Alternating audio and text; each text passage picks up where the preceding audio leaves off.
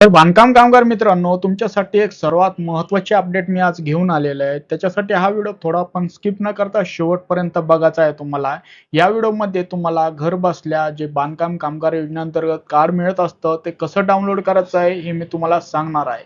जेणेकरून तुम्हाला कार्यालयासमोर कधीच लाईनमध्ये उभा राहायची गरज पडणार नाही. तर हा व्हिडिओ शेवटपर्यंत बघा आणि अशाच लेटेस्ट अपडेटसाठी आपल्या YouTube चॅनलला सबस्क्राईब करून ठेवा. तर मित्रांनो, इथं ही वेबसाईट देण्यात आलेलं आहे. आता ही वेबसाईट तुम्हाला माहीतच असेल, ज्यांना कोणाला माहीत नसेल तर ही वेबसाईट तुम्हाला ऑनलाईन Google Chromeवरती जाऊन या वेबसाईटला टाकायचं आहे. इथे टाकल्यानंतर मित्रांनो, काही तुम्हाला असा इंटरफेस दिसेल, असं काही पोर्टल ओपन होत असतं. आता हे पोर्टल ओपन झाल्यानंतर तुम्हाला थोडं खाली यायचं आहे. खाली आल्यानंतर तुम्हाला इथं कॉर्नरमध्ये बघायला भेटत असेल, तर इथं बांधकाम कामगार प्रोफाइल लॉगिन यावरती तुम्हाला क्लिक करून घ्यायचं आहे.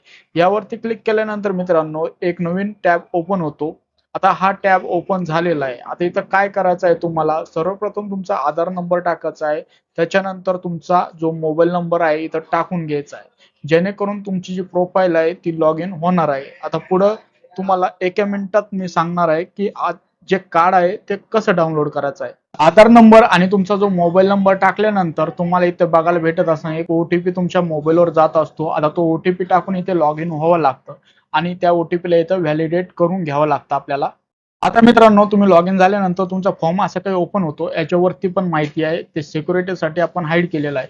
आता भरपूर असे ऑप्शन दिसत असते तुम्हाला. तर तुम्हाला इथं ई कार्ड दिसतंय बघा. आता इथं ई कार्डवरच तुम्हाला जे आहे ते डाउनलोड करायचं आहे आणि इथूनच तुमचं जे कार्ड आहे ते डाउनलोड केल्यानंतर तुम्ही एखाद्या नेट कॅफेमध्ये जा. तिथून तुम्हाला त्याची प्रिंट आउट काढून आपल्या आधार कार्ड सारखं भरून घ्या किंवा जे पॅन कार्ड असतं त्या टाईपमध्ये कडकमध्ये पण तुम्ही पीव्हीसी कार्डवर त्याची प्रिंट मारून हे कार्ड ठेवू शकता स्वतःकडे. त्याच्यानंतर तुम्हाला जिथे पण याचा उपयोग करायचा आहे तिथे तुम्ही झेरॉक्स काढून देऊ शकता. तर मित्रांनो, ही काही महत्त्वाची अपडेट होती. ही जर अपडेट आवडली असेल नक्कीच ह्या व्हिडिओला लाईक करा.